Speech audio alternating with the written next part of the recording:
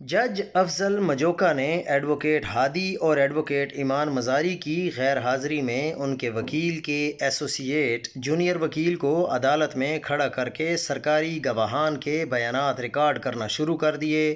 Advocate ایمان مزاری کو جب پتہ چلا تو بھاگم بھاگ کمرہ عدالت میں آئی اور کارروائی پر اعتراض کر کے یہ عمل رکوا دیا۔ عدالت پیکا قانون کے تحت اپنی طرف سے فرد جرم عائد کر کے گواہان کے بیانات ریکارڈ کرنے پر مصر ہے، جبکہ ایڈوکیٹ ایمان مزاری کا موقف ہے کہ ابھی تک ان پر قانون کے مطابق فرد جرم عائد ہی نہیں ہوئی، تو اسی لیے پھر جج نے سماعت کو کچھ دیر کے لیے مؤخر کر دیا ہے۔